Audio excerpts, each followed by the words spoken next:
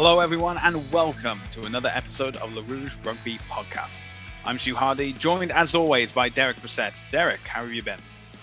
Well, not too bad, man. Obviously, super fired up. This is officially match week here for Major League Rugby, so it's an exciting time. Had a pretty decent weekend. Spent a decent chunk of it playing Rugby 22, so excited that came out as well. Have you had a chance to dive into the newest rugby video game yet, Stu? I haven't, not as yet. I'm still in the short list of getting a PS5 at some point within the next decade, but when that eventually happens, I'll hopefully be able to play the game. Yeah. I had a pretty relaxed weekend. Obviously, we have MLR coming up next weekend, as well as the Six Nations as well. So I'm going to be spending a lot of time watching that in front of TV. So I decided, I'm going to take it nice and easy this weekend, nice and relaxed. Nothing that can raise my blood pressure too much. No, yeah, exactly. That's probably a good thought, because it's like I've spent all this money on Rugby 22 now, and I'm probably like, I probably won't play it until July, once the MLR season's over now. I didn't like it though. Like, I haven't played it enough, I feel like, to comprehensively review it. But like, I think like first impression review of it, if you want to hear this, or do you want this stuff spoiled? I don't know. Can you spoil video games? Sport video games? Not like there's a story. Yeah. I mean, if there was, that'd be impressive. Yeah. Well, 2K has, like, I think, didn't 2K have a story or whatever? Oh, there's a football game, Blitz the League, that had a story. That game was psychotic. But my first impressions and stuff, I think it's a lot funner. Is funner a word? I don't think funner is a word, but it's a word. More enjoyable. Yeah, more enjoyable. Thank you, the academic scholar that is Stu Hardy. Yeah, it's more enjoyable than Rugby 20. It's definitely an improvement in that regard. The gameplay feels a lot better. It feels a lot more like you're actually trying to play like a simulated, like a rugby simulator kind of thing. Like, just little details and stuff. Like, if you go into a scrum now, you have to actually hook the ball back with your foot. Tiny details like that. You have an option too, which I love when they're explaining it in the tutorial. You can put the ball in straight, or you can cheat and just throw it straight back. But there's like apparently like some sort of algorithm to determine if you'll actually get called for it or not. So sometimes when you try to cheat, the ref will actually call you for not putting the ball in straight, which is super unrealistic, because that never happened in the actual game. Yeah, that's true. Yeah. So there is a lot of things. There's a little, like, you can take your teams and you can do a lot of things like strategy wise with it. Like, they have like a whole bunch of different like attacking schemes that you can use. And that, like, I think there's like four different versions of like the 1-3-3-1 attacking structure. And you can slightly modify all four of those to kind of play like how you want. You can modify your defense and stuff too. Even like where you want your fullback to be while they're playing defense, where you want the wingers to be, how much pressure you want to put on, things like that. So I think it's good for like that element. It is actually kind of interesting. Like, so I haven't really dove into it too much. Some presentation stuff I feel like is kind of lacking. Like, I mean, you can see online, there's a lot of comments on like the graphics and stuff, which obviously better graphics come with more money, right? So hopefully if the game is successful, right, maybe there'll be better graphics. But there is certainly stuff like when guys are celebrating after scoring tries, like heads are ending up like inside arms, and things like that are definitely there. I wouldn't have, my biggest criticism of the game just on first impression was there's two things. It's like, they obviously they didn't have as much licensing as they did with Rugby 20. Yeah. But I feel like they should have there's something called the Premier League in the game. So in the game, you have like the top 14, the Pro de the United Rugby Championship, and something called the Premier League, which is just a bunch of fake stand-ins for the Premiership teams. Yeah. Which is just kind of feels unnecessary. Like, I feel like I'll never use one of those teams, just because it's like, I don't care to play as like, what is it, like Langhorne Road. I'd rather just, like, I think the Saracens are like called London, I think, and then like the Harlequins are like Langhorne Road or something. And the same thing, like there's like they have all the international they have some international licenses, but then there's fake South Africa, there's a fake England, and there's a fake Argentina and a fake USA. Yeah. right? Which is just kind of like, I feel like from a presentation point of view, you might have just been better off to not draw attention to the fact that you're missing all these licenses. Yeah. Right. And then there's also like a thing like before every game starts, they do the lineups. And how like on TV, it'll show like sometime or depending on what channel you're watching, but it'll show like the player's face. Yeah. I would say from what I have played, a good 80% of the faces are just generic, like I guess like a blacked out like model of a head. Yeah. Or whatever. In like a mannequin. There's just like a mannequin's head, right? Instead of like an actual picture, but just randomly through the game, like certain players have pictures. Yeah. And I'm just like, why? I feel like you would have just been better off not doing, like, figured out a Yeah. different way to display the lineup or something. So that's kind of weird, but it's weird because it's like they did that for the players' faces, but then some of, especially the superstar guys, like the DuPonts and the Barretts of the world, look like really good as far as like when you see their face like in the game. Like they look really, there's a couple of like the lesser known players that are like, okay, like you cut some corners with, the backup hooker on like Pow or something, but it's yeah, so you kind of have a bit of that. But overall, the game's a lot of fun. Like I said, my biggest criticism is just kind of the presentation. Like, I don't know. I feel like I wouldn't have drawn as much attention to the licensing that you didn't have by putting a whole bunch of fake teams in the game. I don't know. Okay. Anyway, it's a bit from going from fictional games to games that actually happened this past weekend. We had. Did they happen? Well, we only have so much to go off. We had 6 preseason games, none of which were broadcast by any means, which is especially disappointing because San Diego were hosting another game and it was at the same venue. So I don't understand why they just couldn't do the same thing again, but it is what it is. So this is the thing, though. We were only told that 5 games were happening, and yet somehow Dallas played Houston, and we've only been able to grab it, thankfully, down to America's Rugby News, who were able to pick up from a couple posts on Dallas's social media. So all we have from that game is a score and the fact that Henry Trinder and Aimé Oyemolnan scored the tries for the Jackals. That's it. So anyway, with what little knowledge we have, we'll go through the results. So first up was DC versus New England. DC 27, New England 22. That was posted on Twitter a lot, I think. And this was something else that I noticed was that DC weren't recording their own scores. They were retweeting someone who was tweeting out the scores whilst watching the game in the facility. So that's also disappointing. LA actually were keeping up to date with the scores against San Diego, and that was San Diego 21, LA 36. But it was until like the final few minutes, it was San Diego 21, LA 29. And San Diego only scored, I think, like 1 try in the first half and then just suddenly came back within the final 10 minutes. But it is LA. They'll make sure that they get the win no matter what. Then we had the sudden Dallas-Houston game. Dallas 12, Houston 29, which may set a precedent for the Texas Cup that will be happening this season. Then it was Seattle versus Hartford Harpooners. And obviously, one's an MLR team, one's not. So Seattle runaway victors with a 50-0 scoreline. Then over in the East, we had NOLA 21 to ATL's 52.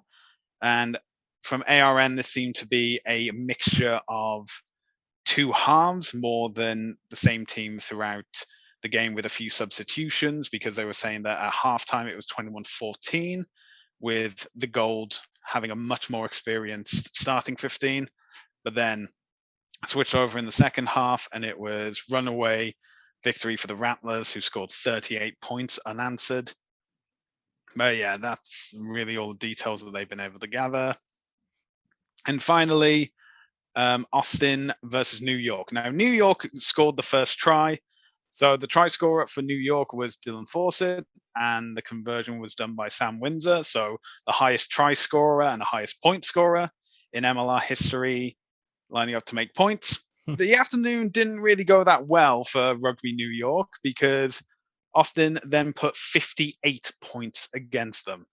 But there has been said that it was a very inexperienced side, whilst Austin fielded largely a first 15 at that point. Yeah, New York's Twitter account kind of unveiled that they have a lot of players in like COVID isolation right now. Yeah, I think a lot of players, especially like overseas players, have doing like isolation until they're ready. But then again, this is preseason. You don't need to go out all guns blazing. Although seeing LA's starting lineup, if that's not all guns blazing. Yeah. Well, it's not all guns blazing. That's not their strongest team. That's not absolutely. But that's the scary thing is like that's not guns. It's like you could list that as a starting 15, but because we know LA, it's not a starting 15. Yeah. I think obviously Austin, New York, I guess if New York has as many folks in COVID isolation right now, maybe it's a little blessing in disguise that they have the first week bye.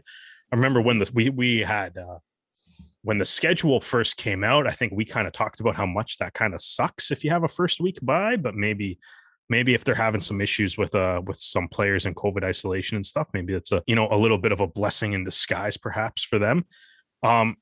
They'd say one of those tweets, I think, also mentioned Quinn Nawadi potentially left the game with an injury. So hopefully that's no big deal. And hopefully that's if a guy even tweaks something, it's a preseason game. There's no point in keeping them out. They haven't really updated that situation beyond that tweet. But again, maybe this first week bye for New York is, again, a little bit of a blessing in disguise if they have COVID isolation and then guys were going down with some injuries in this game against Austin. Everything else, I think I just kind of go back to what we said last week in regards to the preseason, right? It's like, it's tough, as always, right? Not every team provided a lineup. I think America's Rugby News has some details on the lineups though. But not every team necessarily provided the lineup. And then it's like, even if you see the score line in a preseason, but it's a preseason game. So it's like, it's kind of tough to really judge and dictate and analyze what happened between the two teams in the game. But yeah, like you kind of said, though, I think, going back to what we said last week, I think the preseason, especially seeing this week play out too, the preseason is an area that the MLR can improve on, I think. Yeah. And, when you break it down, ultimately here, there were 6 games this weekend. There was 5 games last weekend? Yeah. Yeah. So there were 5 planned games, but only 3 happened. Oh, okay. Well, either way. So we're at, I guess we're at 9 games plus a scrimmage, I guess. So let's say 10. Yeah. Let's maybe ignore the Houston situation. Let's just count it as a game for the sake of argument. But it's you had 10 preseason games and probably a couple scrimmages or intra-squad games that we don't know about either that, that happened over the past 2 weeks. And we could watch, the general public could watch one of them. Yeah. Right. That's, 1 out of 9, 1 out of 10, no matter how you want to word that. That's kind of tough. It's, and like you said, it's like you said too, right? It's one of those games, that Dallas Houston game, right? There's a couple of pictures of it. It looked like it was in Dallas, right? Yeah. Yeah. So that's the first game in Dallas, right? Maybe not the first game. It won't count as the first game, but it's that's the first look at the new stadium, the new expansion team in their stadium. Houston, obviously, too, we'll get into it a little bit later. Houston's got a little bit of excitement built up for them this year, too. Be interesting to see them on the pitch. You kind of mentioned the roster that LA put out, not 100%, maybe 75, 80%, but still, it's an exciting looking roster that they put up, and they're the defending champs. That's a reason to tune in. And then obviously just all the other games just out of general interest and stuff. Obviously, Austin, maybe, it might have been a weakened New York side, but I guess maybe Austin trying to put in a little message of intent going into the year too. Seattle, the Seattle game, I think, is also that's the toughest one to make, because it's what do you make of a 50-0 game against a non-MLR team, right? Without being able to see it, for all we know, like you watch that game, like I don't know. For all we know, you could watch that game and be like, oh, that should have been 90-0. Like Yeah. right? Like I don't know. It's tough to right or it could be like, wow, Hartford actually played really good and that Seattle got lucky and it probably should have only been 30-0. Like the score doesn't justify how good Yeah, it's really Hartford hard to played. I have tell no when idea. It's you just a can't score, see. right? There's nothing to really go off of. Yeah, there's nothing to really go off of. So I'll continue to think that this is an area that the league can improve on. And we're going into obviously week 1 now, and all the games are back on. At least in Canada where we are, all the games are going to be on the Rugby Network, and then the Arrows are on TSN. So everything's going to be available now. So it should be a lot of fun, and I'm looking forward to it. I think this is an area that the league can improve on, but with the season coming up, like I'm probably not going to think about preseason again until like January, and then we'll be like, oh hey, hopefully the league can you know do preseason a little bit better than last year. Just but I mean, I'm not thinking about preseason anymore as soon as you decide to shift conversational topics here, Stu. So all right then. Well, talking about shifting conversational topics, the Arrows, who were meant to have had another preseason game, unfortunately had to cancel. We've already discussed this and it's been established. However, there was some news that came out from the Arrows camp, and that is that Jason Higgins will be playing in San Diego Legion this coming season. However, that is part of a trade with the Californian-based franchise. So the Legion have received the services of both Jason Higgins and Pat Lynott, which we mentioned before. In return, the Arrows will receive an increased salary cap space. I think it's a good trade. I think you kind of look at the only thing is like I think looking at the depth chart for the Arrows, at loose head prop, you have Cole Keith, who's probably going to start, possibly. You have Lolani Faleva, who is apparently very good, so maybe challenges Cole Keith. But then you also have Rob Brower, who was an MLR All-Star 2 years ago. 2 years ago, 2019. What is that? 3 years ago? I don't understand time anymore. Time is a flat circle. Yeah. So either way, 2019, Rob Brower's an MLR All-Star. So you got 3 really strong loose head options, right? And it's maybe right, maybe it's a matter of like you can maybe go out and get Lynott, maybe another place where he perhaps has a little bit of a better shot of getting some game time. Although if you kind of look at San Diego's depth chart for the loose head props, right, you have Nathan Sylvia, who's pretty good. You have Joe Walsh, who they just signed. They're bringing him over from New Zealand. And you have Lynott, and then you also have Chris Shade that can play hooker and loose head. So Shade's obviously been around MLR for a bit, and he's pretty solid too. San Diego also has some depth at loose head, so hopefully Lynott's able to get into some games. But I think I guess San Diego looks to pick up a little bit of depth at that position. There's scrum halves, kind of the same thing. Like I think Jason Higgins, it might be a nice move for him because they got Nate Augsburger, who's going to start. Like obviously he's going to start, especially with Will Hooley being potentially being that 10 there, depending on where they actually want to play Joe Peterson. But I feel like if you have Will Hooley, your move's probably Will Hooley at 10 and Peterson at 15. But yeah, sense. you could go Augsburger, Hooley, like what, Nanu. It's a fun little that's a fun little combination there. That's a good combo to have. Yeah, they're not bad, right? So, but I mean, I think Higgins is there, and then obviously they also have Nico Gilly as their third scrum half. So I think that gives a chance for like Higgins to play. I like the move for the Arrows. They have the depth at scrum half with Brody, Ferguson, and Brown. So they have the depth at scrum half to make up for Higgins' absence.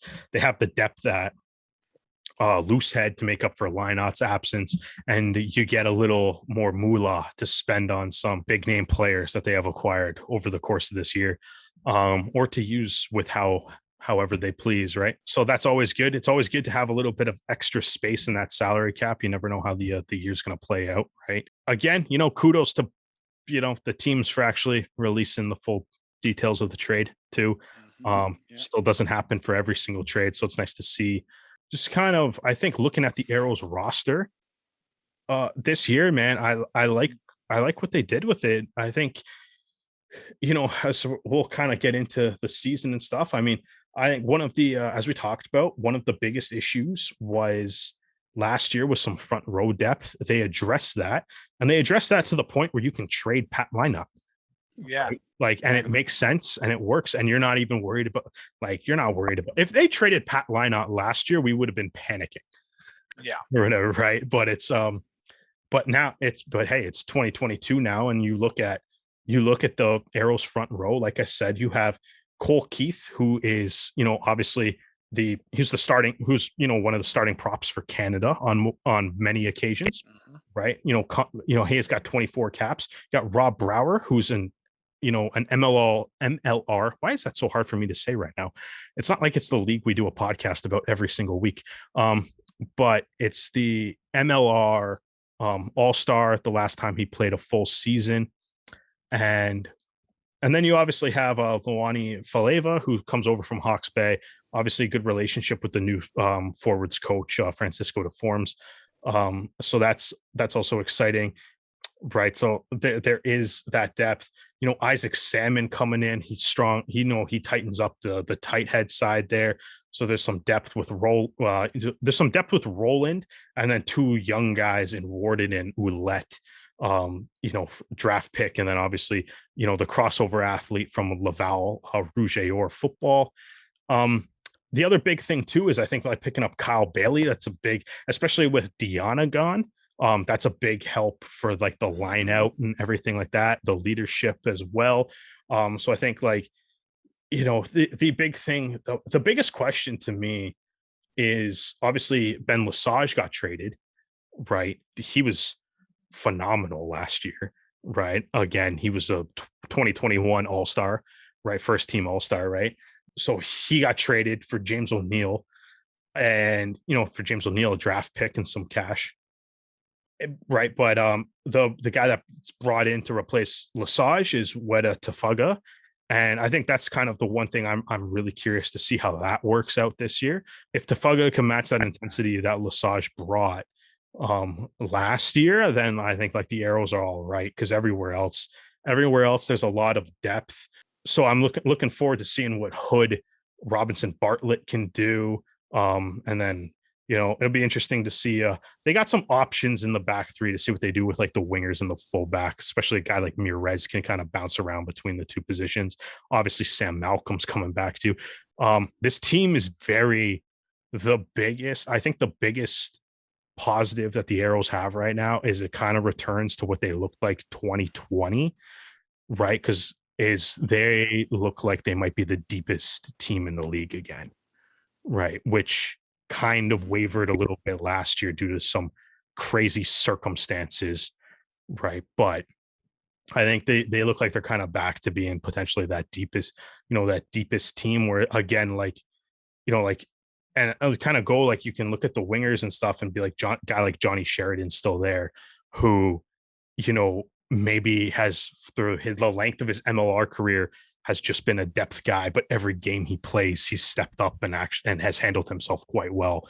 So like, if that's the situation that you're in, again, like I think you're in good shape. So, this is another, so ultimately it's a long-winded way of saying, I really do like this trade. I like what the Arrows have done with their roster and, overall, and I'm excited to see we'll get into the season predictions and stuff a little bit later, but excited to see what happens this year. Yeah, a lot to look forward to with the Arrows, especially. I'm going to briefly keep it in Canada. We're going to Rugby Canada.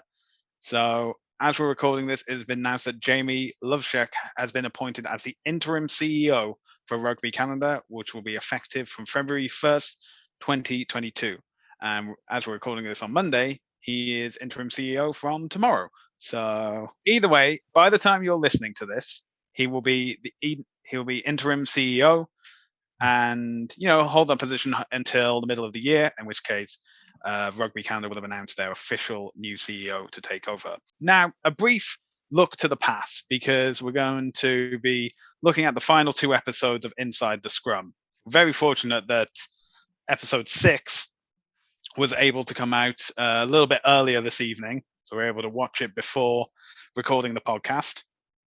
So episodes 5 and 6 were looking over the final few games of the 2021 season for the Austin Gilgronis.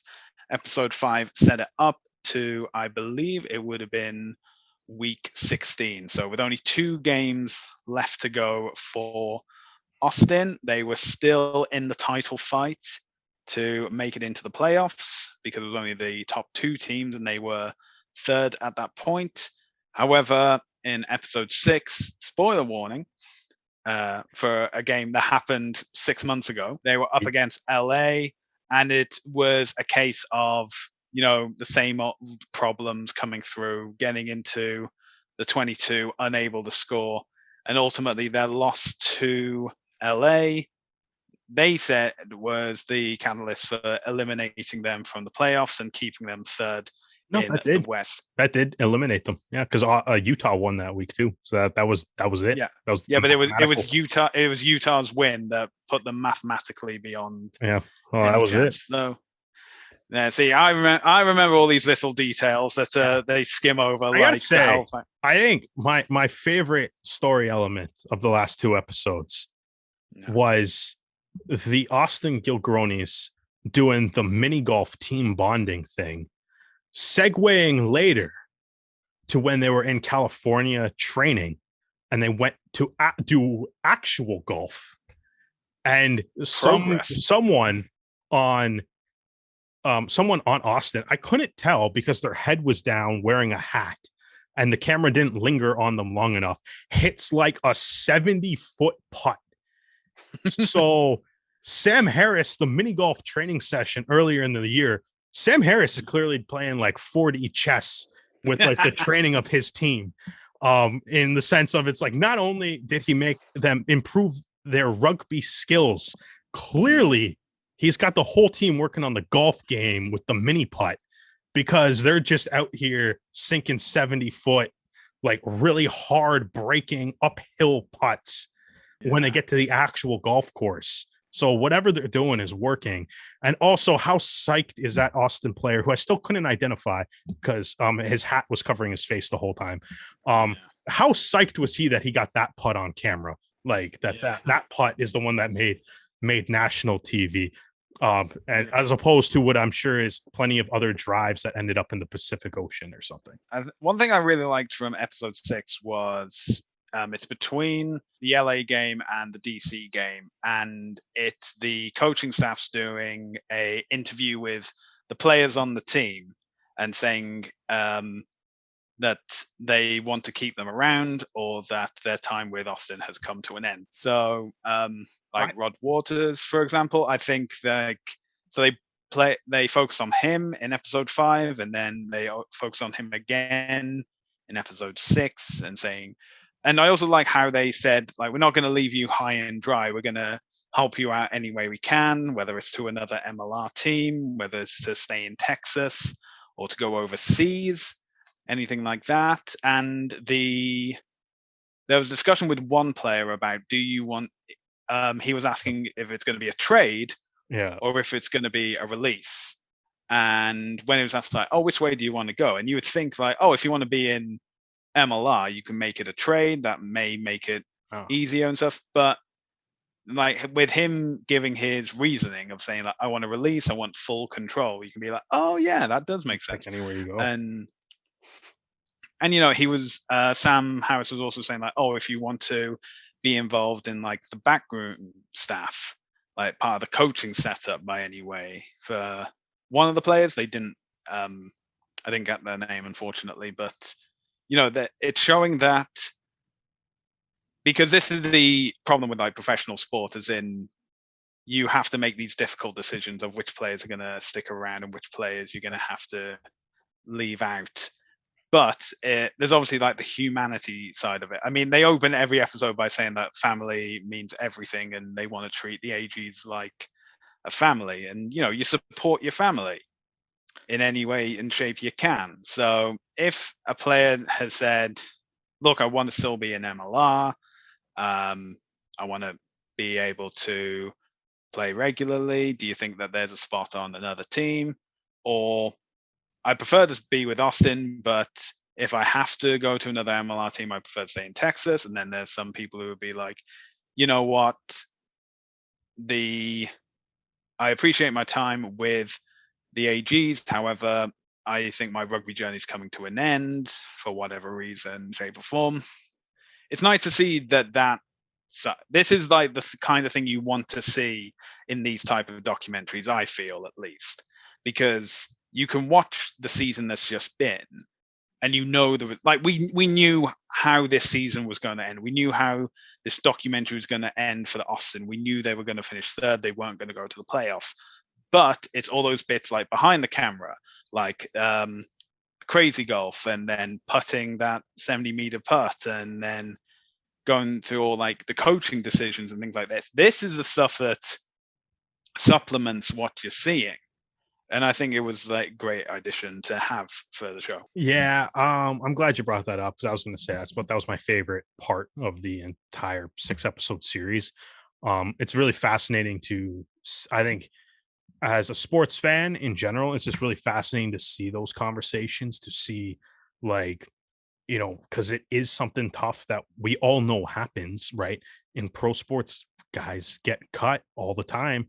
And I think also kind of building it up from a storytelling, like documentary perspective too, building it up a little bit in episode 5 with kind of that look at Roderick Waters and like his family's life, right? And his transition from a football player to a rugby player, and it kind of builds up to him kind of getting told he's not coming back next year, right? Which makes that scene when Sam Harris is telling him he's not coming back kind of hit home a little bit harder emotionally, because they spent the time in the previous episode making you care about Roderick Waters, right?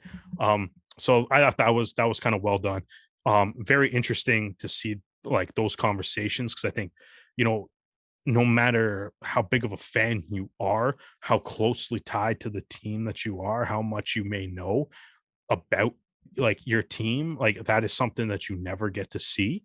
And that is the exact type of thing that makes these documentary series, whether it's Inside the Scrum or like Drive to Survive or the 24/7 HBO 24/7 docs, or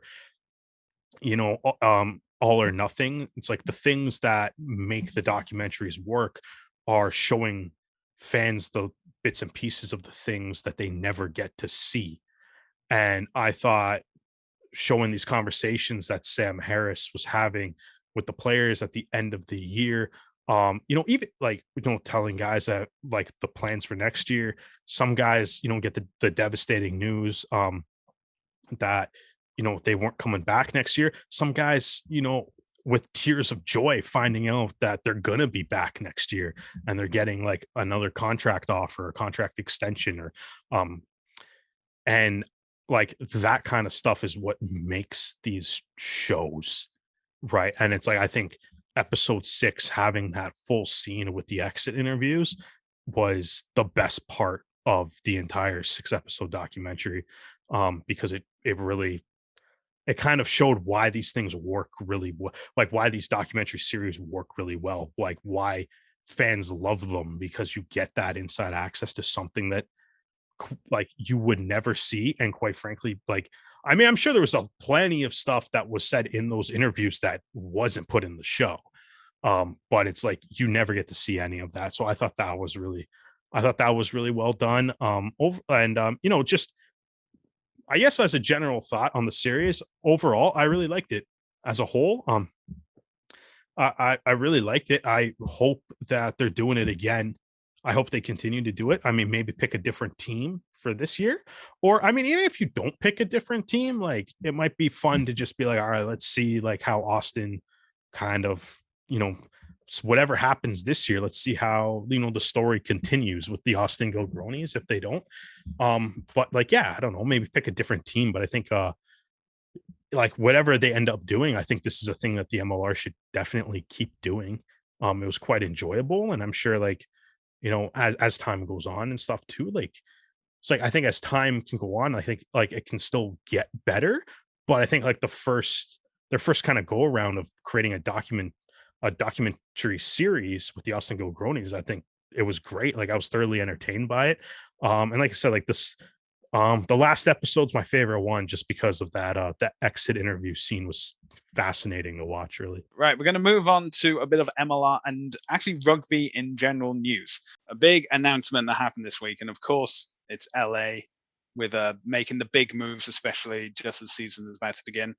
Is that Mr. Matt Gittow has decided to hold off retirement for one more year again, and will be playing another season with LA. Now, he says that this is his final season, but we've heard this line before, so we're not 100% sure about it. But obviously, having Gittow back in MLR, very positive, happy to see what he can do. It's gross.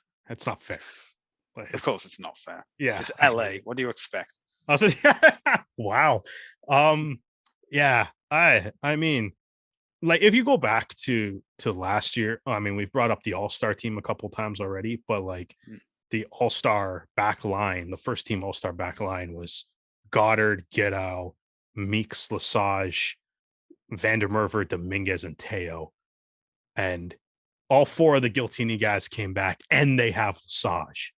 Yeah. So it's not fair. It's nasty. And it's like the guys that back them up too. It's like the back, like if Gittow doesn't play, it's Cardi. Like, yeah, it's like that's fine. Like if Lesage doesn't play, it's like what, Will Chambers. Like Will Chambers is your like third best center option on your team. Like it's nuts. Yeah. It's wild. If you kind of throw in Dominguez there, you have almost all the backline plays for Adam Gilchrist, except for Mikey Teo. Mikey Teo is the only guy from the back line of the first team All-Star that does not currently play for Adam Gilchrist. For now. For now. All right, we got some other news now, this time coming from the Atlantic coast, and that is Rugby New York have announced where they will be playing their home games for the 2022 season, which will be JFK Stadium in Hoboken. And, you know, from what they've described, it's got good transport links, so it's easy for people in Manhattan to get to. It's in New Jersey, but then again, having a New York team in New Jersey is nothing new these days. I mean, look at Red Bull New York, the Jets, the Giants. I was going to say these days, I think the Jets and the Giants have been in New Jersey forever. Exactly. I don't know. I could be wrong. My football history is not that good, but I don't remember them ever actually playing in New York, at least in my lifetime. I could be wrong, though. I'm not sure. All right. Well, I've got a bit of disheartening news to relate to you, and this comes from Rugby ATL's Twitter account. So on January 20th, 2022, Rugby ATL announced that one of its players was suspended by the league for alleged violations of the personal conduct policy. The league has concluded its investigation and has terminated the contract of Jeremy Misalegu. So Misalegu will not be taking part in Major League Rugby this season. So, you know, it's not been the best. No, yeah, a little for ATL to put it lightly. Yeah, very dysfunctional kind of run up to the season here. MLR Rugby ATL doesn't go into details of what Misalegu did, but obviously it's not good if they terminated his contract. So, but it's that's tough, man. That's a big loss for Rugby ATL too. Like, I mean, even just kind of looking at it, like he was outstanding last year. For Rugby ATL. Like, he's a big reason why they won the Eastern Conference. They got to the like their Eastern Conference champions. A lot of that is because of the season that Misalegu had. Like he was outstanding, right? I think that's a big loss kind of going into it. And it's like, yeah, that's very bizarre situation kind of all around in Atlanta. Seems like just a lot of off field issues kind of going into the season here. We are finally here. We are days away from the start of the 2022 Major League Rugby season. Whoa, match week. Yeah, exactly. So there's a lot to talk about, but we're going to focus on the most important players in the league, and that is the Canadian players. Now, obviously, we've talked about the Toronto Arrows ad infinitum, but let's talk about the Canadian players that are playing south of the border. this season and how they're going to be helping their teams out. So do you want to start in the East or do you want to start in the West? Oh, we can start West. Let's start West. All right. Yeah, because I mean, then the East we can finish up with the arrows and stuff. Yeah, that's So, fair. yeah. So again, it's another season where there is Canadian players on every single team in Major League Rugby. By my count, we got 29 guys across the 12 American teams in the league.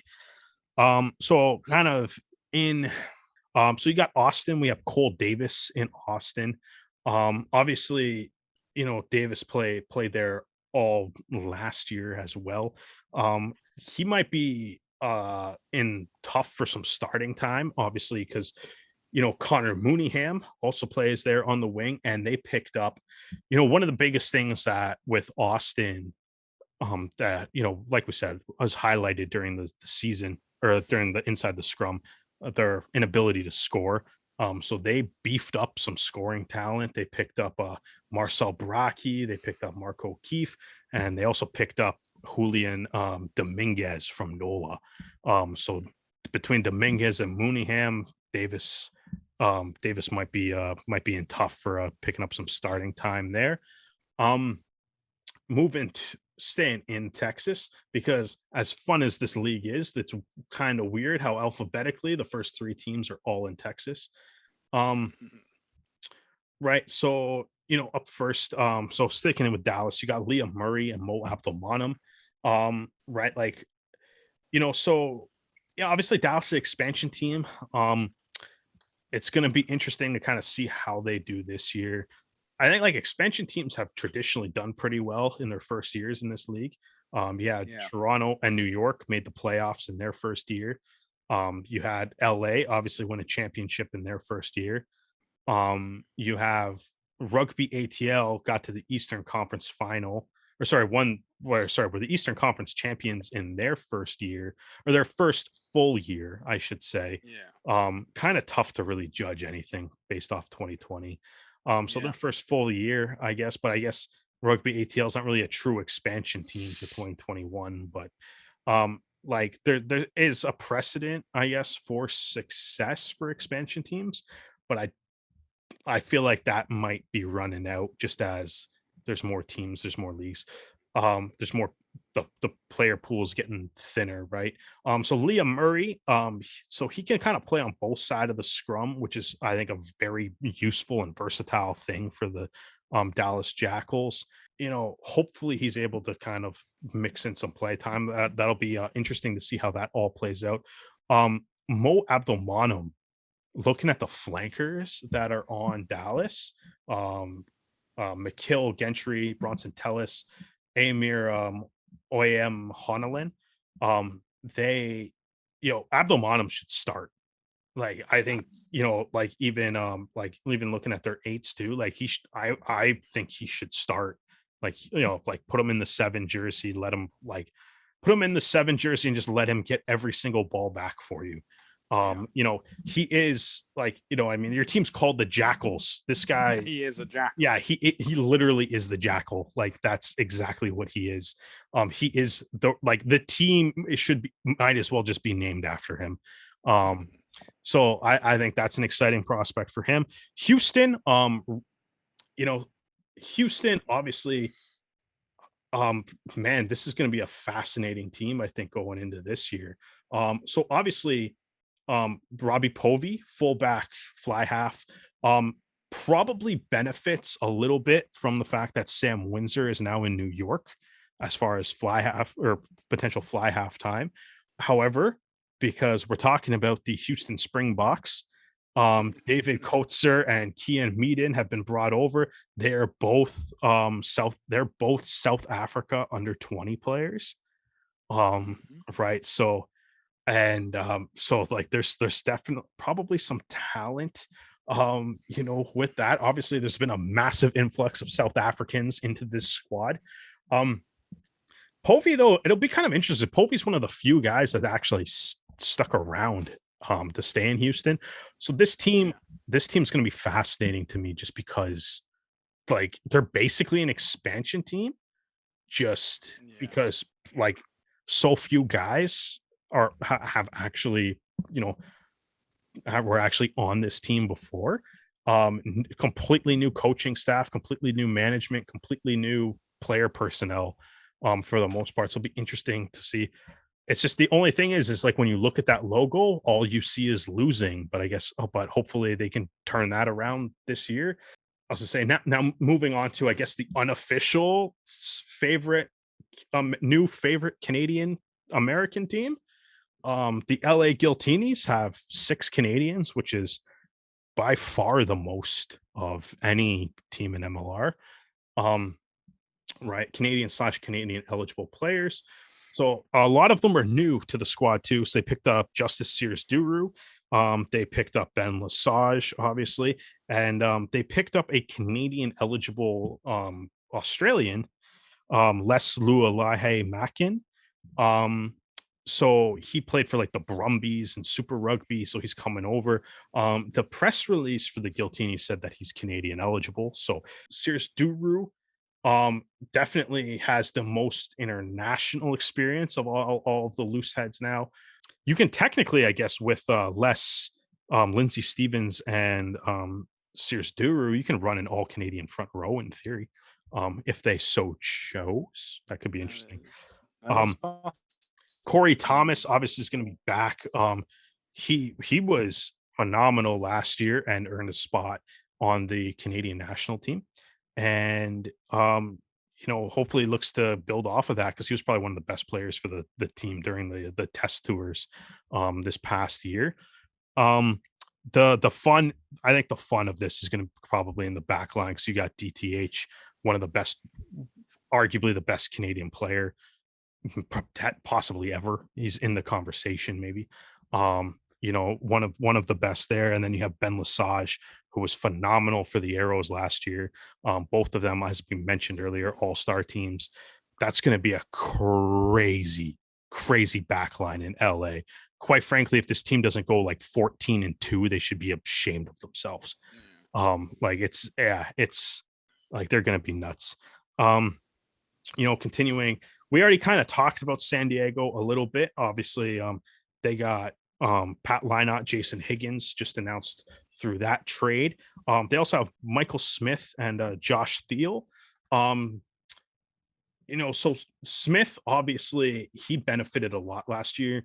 A couple injury, he didn't start that many games, but then he had a couple injuries to the teams and a couple injuries within the back row of San Diego, and he kind of took the opportunities and ran with it.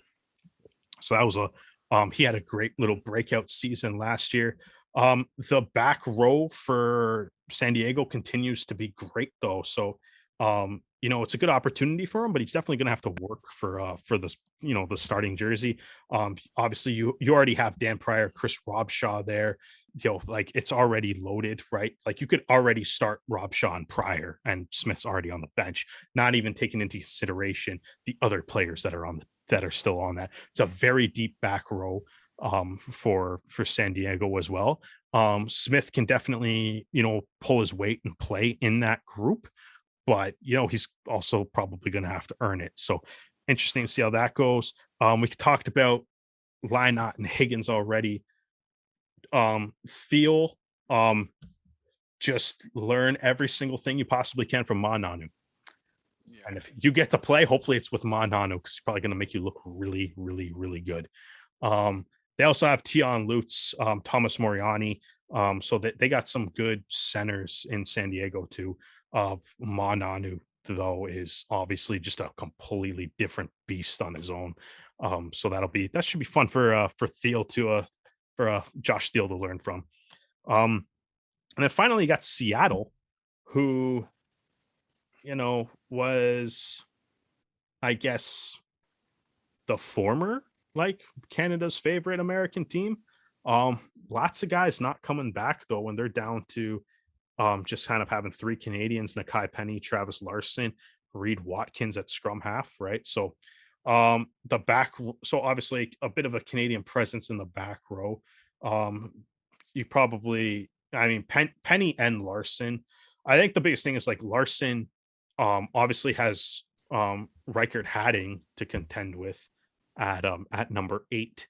But he was also fantastic last year. So in the few games after he got traded from San Diego, right? So hopefully that looks good for him. Reed Watkins, he really just has JP Smith to contend with for any, starting and playing time as a scrum half. So um yeah, so that pretty much sums up the Canadians in the Western Conference. Any thoughts, comments, Stu? Anybody you're excited for? Anybody that you're kind of hopeful going into 2022? So you're talking about the Canadians in the West, but you've missed out Utah. Oh, I did miss out And Utah. Wow. All so right. I will take it Yeah. from Okay. You here. can do Utah. Wow. All right. I can't. Okay, I so can't. now, I'm bad again, at there's only geography. I'm so sorry, Emerson, but Utah can go.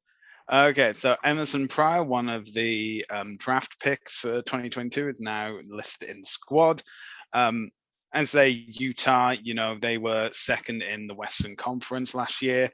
A fantastic pairing of Mikey Te'o and Mika Kruse. I think I've said like Mika Kruse being transferred over to Utah was probably the best thing to ever happen to him. That fantastic wing and Yeah. fullback partnership just worked wonders.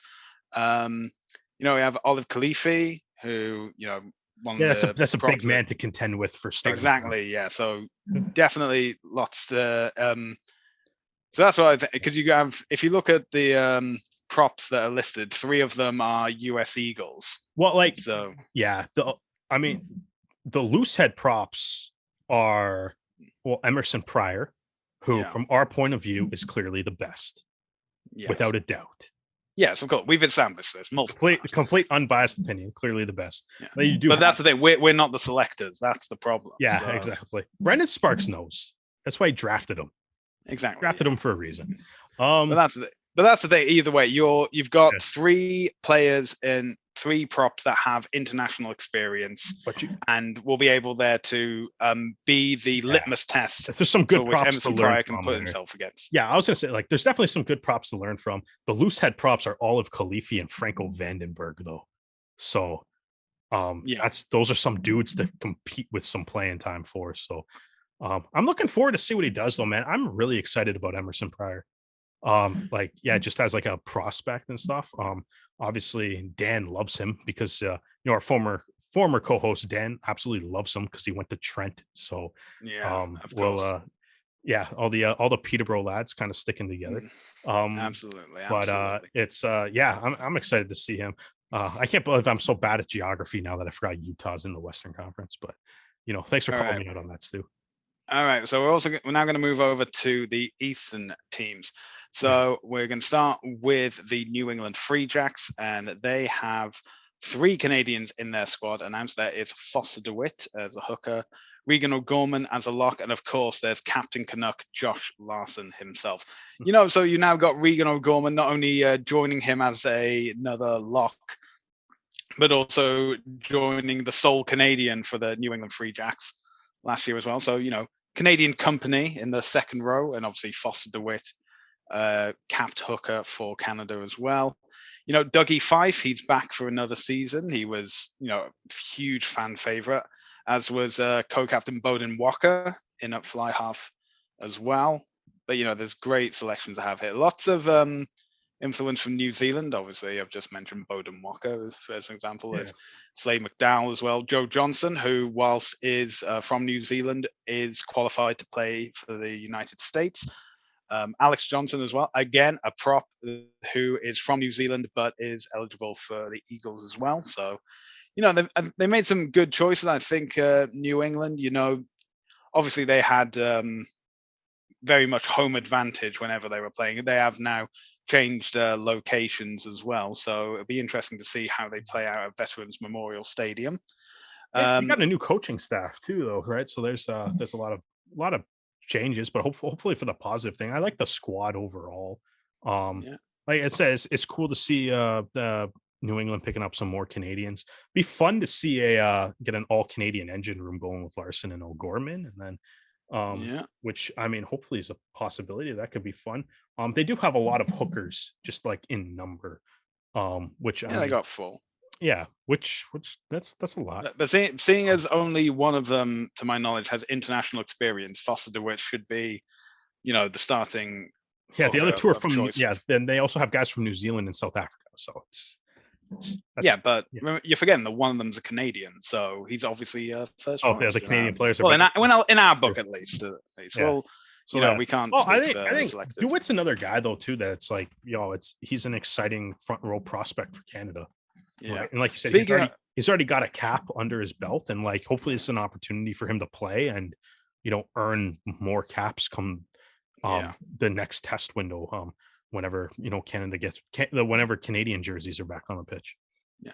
Okay, well, speaking of a capped hooker playing for a US team, we now move to New Orleans because we're talking about Eric Howard is the capped hooker, capped Canadian for the NOLA Gold. There's also Lockie Kratz as well, who had a phenomenal 2021 coming in for NOLA Gold and then being selected to play for Canada in Europe and in the American Series. There's also a lot of big names as well. There's Devereaux Ferris, scrum half for the US, Damian Stevens, a scrum half from Namibia as well. So I think that'll be another close contest to see how they come out for scrum half. I mean, there's also Christian Alvarez. So those 3 will be definitely interesting to see. Yeah.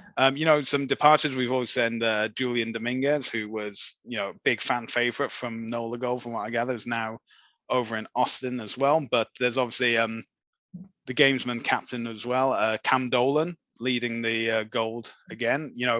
Gold have always been one of those teams where either everything goes right or nothing goes right. So anytime you think that, oh wow, these guys are definitely going to be making the playoffs, they suddenly go on a 3-match losing run and it's all over before it ever begins. It's really weird to place NOLA Gold, and it's fun because they're such a quality team, and yet it's so annoying because it's to date the only team that the Arrows have a continual losing record against.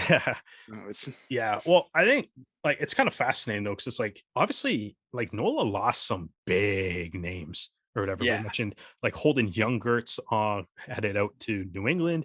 Julian Dominguez, obviously, we already mentioned him in Austin. Kyle Bailey went to Toronto in a trade that certainly favored Toronto. So that was another big move too. But they've also brought in some big names too, like Aaron Matthews, Harley Wheeler, and they're getting back guys like JP Eloff and Robbie Coleman that missed pretty much or all of the entire season last year. Right. So it's like that's kind of like in a weird way, like a new addition, like even though it's not really a new addition, but help if they're healthy, that's a big boost to them too. Kind of a fascinating team. Eric Howard, kind of last year, he kind of bounced between starting and not starting with Pat O'Toole. That's probably not going to change this year. Right. Especially since O'Toole was outstanding last year too. Lockie Kratz, I mean, so he's going to have some competition too, because obviously all the players like JP Duplessis, Juan Capiello that were already there last year, Aaron Matthews kind of added into the mix. So that'll be a fun little competition for him to deal with this year as well. All right, heading to the nation's capital of DC. There's still 3 Canadians, but obviously Kieran Hearn has retired now, so replacing him in the Canadian embassy is Jake Ilnicki from Seattle. So, you got Jake Ilnicki, a Canadian prop, and you have Luke Campbell from the back row. And as well, you have Doug Fraser, who, I think he should be one of the guys that's starting. He's been playing center and wing over 2020 and 2021, mainly more in center now over the last season. And, as in the current captain is Threaten Palamo, and he's a stalwart for the United States and has been for many a year. But I think it's like Doug Fraser's time now. Fraser was captain during the preseason. Maybe that's showing that he has the respect of like the higher ups within and the coaching staff within Old Glory. So it'd be great to see that as well. You got some big names, Jamison Fernando Schultz. I've already mentioned Threaten Palamo. You got Danny Tusitala, who was, really on fire at the start of the season last year. Like, we were raving about his performance. There's Mike DeBollis at fullback as well, Robert Tanana as well. There's a long list of names, and these are just the names that the unfortunate were playing last year. I was gonna say the unfortunate thing for Old Glory though is the list of names that's departing is longer and heavier and weighs a lot heavier. Their entire starting front row's gone. Mungo Mason, That is true. gone. Yes. Jason Robertson's gone. The biggest question is going to be if they did enough to replace that. And I mean, to be honest, I'm not sure if they did.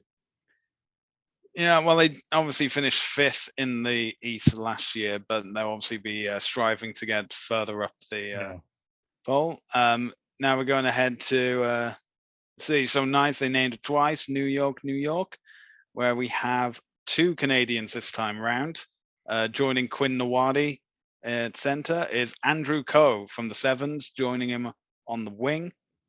But we've also got some big names here for the United States as well. We've got Benjamin Bonasso, we've got Dylan Fawcett, we've got Chance Wengalewski, and then we also have like big names from overseas as well. We've obviously got Andy Ellis, who's coming back for another season.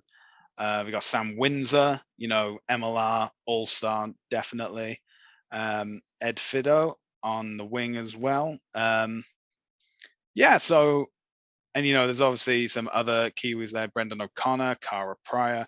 Yeah, kind of the squad, man. Like the wingers on this team are stacked with Ko Fidow and Thakabalavu. Like that's unreal.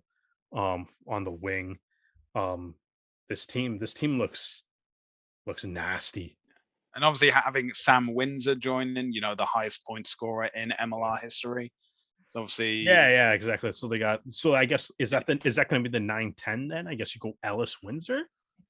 Ellis Windsor, that well, you never know. Well, they got I think even like you look at their pack too, like you obviously, you add Chance Wengalewski, you add Wengalewski, Fawcett, Zach Talafu as a potential, I guess, starting front row. Wilton Raballo's still there.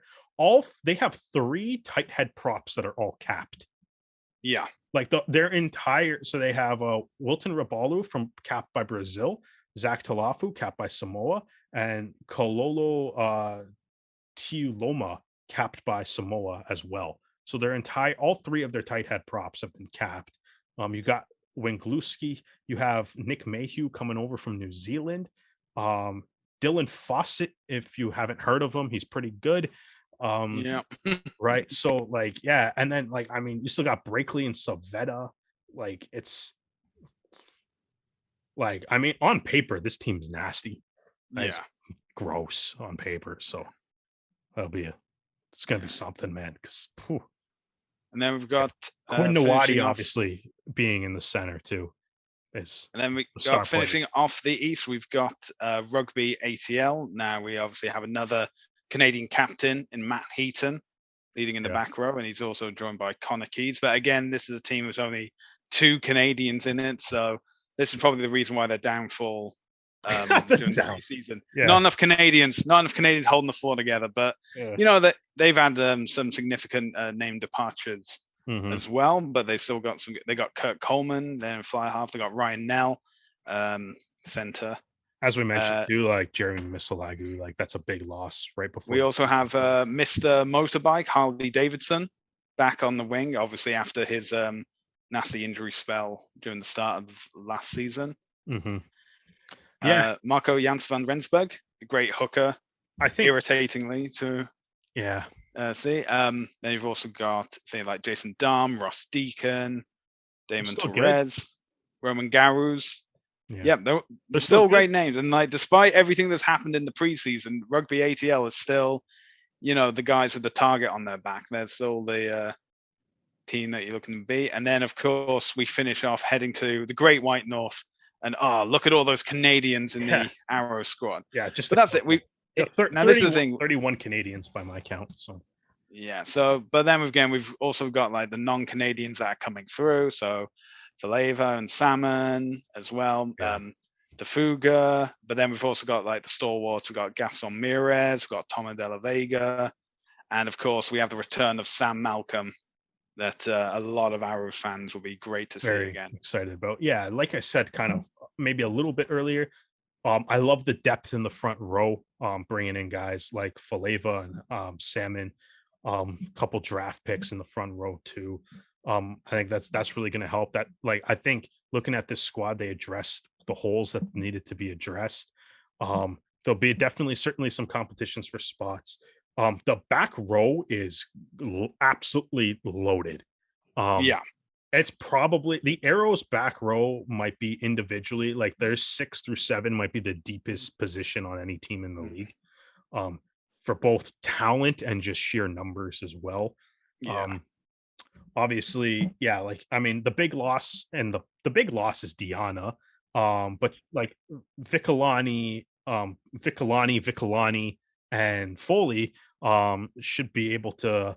I mean, one of them is going to have to kind of put their hand up as like the starter, Yeah. obviously. But it's they should be able to it's going to be tough to maybe match Diana's work rate and his ball carrying, but I think they got the style, especially Siaki. I think definitely has the style of play that Yeah. hopefully he can bring that to it. Um, yeah, like if you can kind of roll, I think you probably like even if you roll like Della Vega, Rumball, Vicolani as you're starting, and then you can have like I mean, if you did that, like you can still have like O'Neill, not Flesh, Wainwright, Vicolani, and the other Vicolani and Foley on the bench. Like you're kind of spoiled for choice there, right? So, tough decisions to be made, but definitely, But these are the tough yeah, I was gonna decisions you say want. tough decisions to be made. But if you're Francisco Deformes and Peter Smith and whoever else is gonna Mark Winokur, whoever else is gonna have a say in that lineup, it's a good problem to have. Um, I would say probably Brody is probably going to continue to start over Ferguson. Um, Mhm. Cole Brown obviously going to get opportunities if guys get injured or anything happens during the season. I think like who do you want as the fly half on the Arrows? Like what do you Well, think? this is the thing. Remember back in 2020 when we had Taylor Adams and Sam Malcolm, Mm-hmm. so we had two basically fly halves playing at the same time, but one of them Yeah, was just described as a fullback. I think the same thing. Have Sam Malcolm move to fullback, and then I would say have Will Kelly start because I think Kelly just needs more game time in general. And then you have like Spanish capped Andrew Norton able to like come in, see the game out, and then you can obviously if you need to make and then if there's an injury or something, you can have maybe so Malcolm move into the whole fly thing, half and move around. yeah, if you did that. And then if you do that, then it's obviously if you say started Kelly or Norton and put Malcolm at fly half, that obviously pushes Mirez to the wing. Which again, there's plenty of options out on the wing now too. Which I mean, you probably like Matthew Hood looked pretty good in the exhibition game, the preseason game. So maybe you go Yeah. with like Hood. You got Denon Robinson Bartlett as well. So, maybe you kind of do that, but I think the thing that I would kind of look at though, and like so I mean you would have if you kind of did that, but I'm tempted to go. I don't know. I'm interested to see what Peter Smith ultimately decides when we get the first lineup. But I would be tempted to kind of go Malcolm 10 Mirez fullback, and then you can kind of let two of those wingers kind of run loose or whatever. Um, Okay. I don't know. I think you have options there. I don't think one is necessarily wrong, right or wrong. I think there's options, and again, options are a good thing, right? It's a big strength of this team that they have these kind of options. Centers, like I said, I think just based on the fact that you gave up Ben Lesage and like Tafuga seems to be the guy that's going to replace him. You probably go Spencer Jones and Tafuga as your centers, maybe. But again, like you're kind of spoiled for choice there too. I'm a big Mitch Richardson guy. I think he's kind of waiting for a little bit of a breakout to happen, and Giuseppe Toit obviously capable. Kobe Fost handled himself quite well last year too. So there's depth. I think the biggest strength of this team is that like there's depth all across the board right now. So I think that'll be a big factor for um their success this year. Okay. All right. Well, speaking of successes, I'm just gonna let you now. Who do you think is going to make the playoffs? So that's first, second, and third for the West and for the East. So we'll start. We started with the West, so we'll continue with starting for the West. Okay, like I said when we were kind of going through the teams, honestly, like if LA doesn't finish like 14-2, they should be ashamed of themselves. Those one of those losses is obviously going to be Toronto. Yeah. And then the other loss will probably be like something weird. I don't know, Dallas. Yeah. Wouldn't that be something? Bet on that No, one. it would be Give me the something, cool yeah. bet odds for that one. Either way, yeah. So I'm saying LA is gonna. I'm gonna say LA is first. They should be first. The thing is, it's just like I think Dallas is gonna go last. I think Dallas will end up being at the bottom of the table. I'm only interested in first, second, and third, man. We're only talking about playoffs here. Only talking about playoffs. All right. I'm gonna say here's my thing is I think Austin. We always talked about how Austin couldn't score, and they went out this off. Right, they had a great defense. They couldn't score. They went out this offseason. They got guys that can score. Yeah. So I'm going to say LA, Austin. I think my last one, I like I like San Diego. I feel like Nanu too, if he plays a lot of the season, that is a major X factor because he is so much. Even seeing him in 2020, he is so much better than every other player in the league. And I think that is a nasty X factor. They have a solid team throughout, and they kind of struggled a little bit too at the start of their season, kind of just bouncing around home stadiums. Not nowhere near as bad as the situation Toronto had to deal with, but it looks like that kind of affected them too. I know they got a new stadium. It's not Torero, but it's like, at least they're at home, can be in front of their home crowd and stuff too. I don't know. I'm feeling San Diego. Just I don't know, and I know that means that Utah's not making the playoffs, which I don't necessarily feel completely comfortable saying. I also don't want to say the same three teams that finished top three last year because that is boring. So I'll take San Diego to kind of maybe usurp Utah in the playoff spot. But I feel bad about saying that because Utah's fun. So I'm sure that'll bite me later this year. Okay, so I'm going to agree with you. I think LA are still going to be the powerhouses they were in 2021, so they're finishing first. I'm going to say the Legion will be finishing second. Ooh, all right. And I think it'll be Austin that finishes. So it will be the same three teams, but in a different order. I think the playoff for the West will be at SDSU Sports Deck and not Boulder Stadium. I feel bad for Utah now because it's like I don't think. Well, that's the thing. We did say that Utah have a lot of big names. Yeah, I don't think Utah's a bad team. I think it's tight. I mean they're so bad. You forgot they were still in the West. Oh yeah, no, okay, maybe I should make it up to Utah. That's my whole thing. Is I think the top four in this is going to be LA, San Diego, Austin, and Utah. And yeah, if you're making me predict, I might say San Diego I'll say San Diego will make it, but I'm not going to be shocked or surprised if Utah makes it at all. Right. That makes sense. Yeah. All right. So we've done the West. Now we're doing the East. So I think we're both in agreement that Toronto will be finishing top of the East. Yeah. Yeah, I would say that. And that's like, I'm trying to think of even looking at it from just kind of put the heart aside, right? The unbiased fan thing. And it's everything that we just kind of said. It's like their roster's so deep and well balanced. They obviously have the continuity. I think the home games are going to be such a big boost for the team. Even as weird as it is to kind of look back on and think about it, even Canada didn't lose in Canada last year. That is true. Right. It's, you know what I mean? We talked about how the game against Chile maybe kind of felt like a loss, but they didn't lose in Canada. Yeah. Right. True. It's and as weird as that is to say, and it's I think the Arrows, obviously, in 2019, The home, like Arrows home games, like the Arrows went 7-1 at home, right? Like they're a tough, all the all the data we have to go off of for the Toronto Arrows at home is that they are a very difficult team to beat at home. York Lions Stadium, the new stadium, looks like an unreal facility. I think that also kind of helps. So I think there is a lot of reasons to suggest that Toronto will top the Eastern Conference. Their biggest competition is New York, who, as we kind of just went through, their roster is stacked too. So I think that's the top two, right? I think the top two is going to be Toronto and New York.